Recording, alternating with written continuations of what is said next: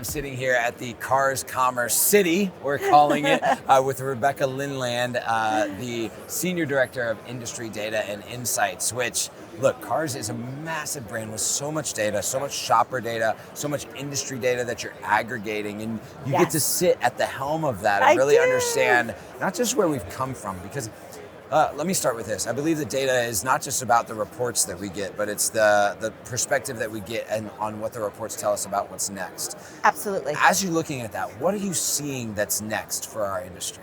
So we always are studying what's happened so that we can better understand what's coming. Yeah. Right? And we look at all different items of information, all different data points. And, you can always put out another report, but it doesn't matter if you don't have context. Right. Right? So one of the things that we're studying right now is consumer behavior. We always look at consumers.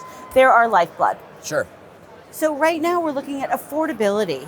For most consumers, vehicles are their second largest purchase, unless you're buying like a fabulous handbag or something. Right, but for the most part, or an RV or something. Right, yes. But for the most part, this vehicle is their second largest purchase. So affordability is top of mind. What we're seeing on the site is that about half of consumers say they're planning on spending $30,000 or less for their new vehicle. Wow, 50%. About 50%. Wow. But only about 12% of the actual inventory of new cars are priced under $30,000. That is a massive gap and It's a problem that we are going to have to reconcile. Exactly. And so there are tools that you can go on cars.com to look at for calculating your price.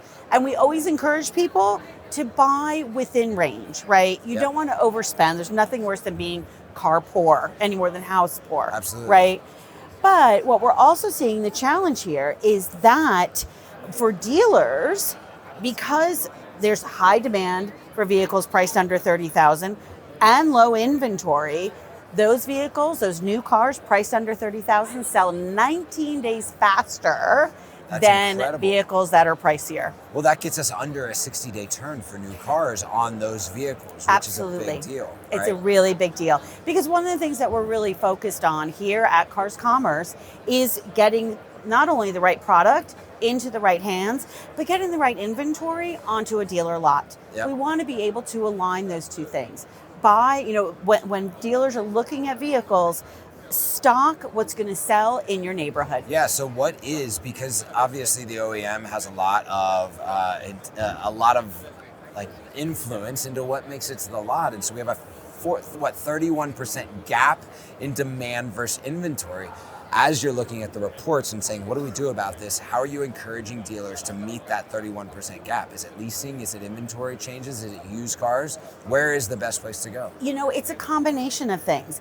It's about encouraging consumers to say, maybe you do consider a used vehicle, or maybe looking at the length of your loan, right? Maybe leasing is right for you. Sure. And it's surprising with leasing because a lot of people don't consider it. Sure. Only about 30% or even less. But really, look at how many miles you put on your vehicle every year and say, if it's in that 12 to 15,000 mile range, leasing may be perfect for you. Sure. 3 years time, then you turn in your vehicle, you get a new vehicle, or maybe you purchase it. But leasing is definitely something that consumers should consider.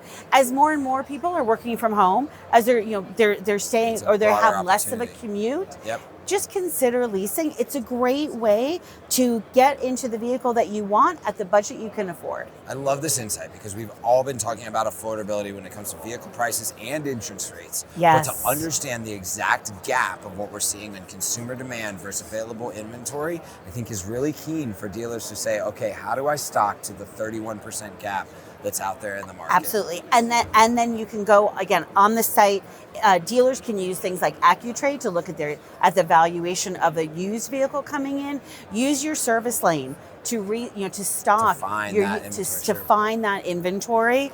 And of course, we encourage manufacturers to look at what people are buying and what they're interested in. That's amazing. Well, Rebecca, that is a perfect insight for some of the conversations that we've had this weekend. Excellent. Thank you so much for Thanks spending so much, some time Jamie, for having me on. Yeah.